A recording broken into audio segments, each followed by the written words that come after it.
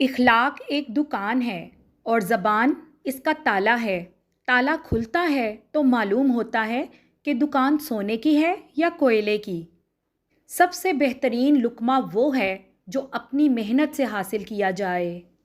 نصیب کی تختی کوئی نہیں پڑھ سکتا، اس کی لکھائی تو تبھی سمجھ آتی ہے جب لکھا ہوا پورا ہونے کو ہوتا ہے۔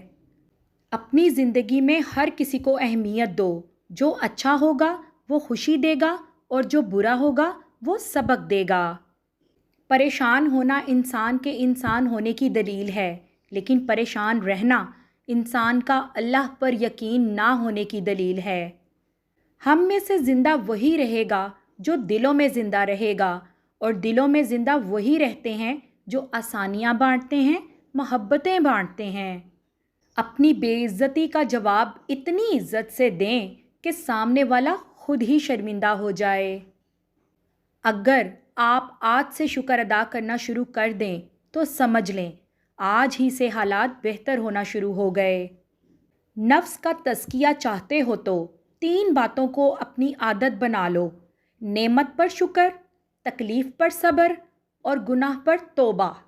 کچھ لوگوں کو ہم عزت دینا چاہتے ہیں مگر وہ اپنے رویے سے ثابت کر دیتے ہیں کہ انہیں اس کی ضرورت نہیں۔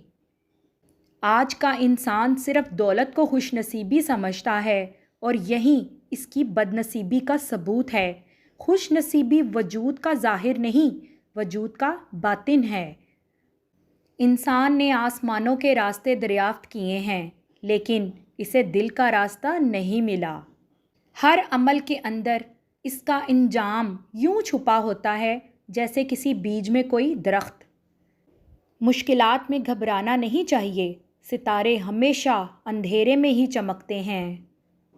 حالات سکھا دیتے ہیں باتیں سننا اور سہنا، ورنہ ہر شخص اپنے آپ میں بادشاہ ہوتا ہے۔ جب ہم کسی رشتے سے تھکنے لگ جاتے ہیں تب ہمیں اس میں صرف خامیاں ہی نظر آنے لگتی ہیں۔ اگر کسی کو تکلیف دے کر بھی تم اچھے سے سو لیتے ہو تو اپنے ضمیر کا جنازہ پڑھ لو، کیونکہ وہ وفات پا چکا ہے۔ دنیا کی دولت اللہ انہیں بھی دیتا ہے جنہیں وہ پسند نہیں کرتا، جبکہ دین کی دولت اللہ صرف انہیں دیتا ہے جنہیں وہ محبوب رکھتا ہے۔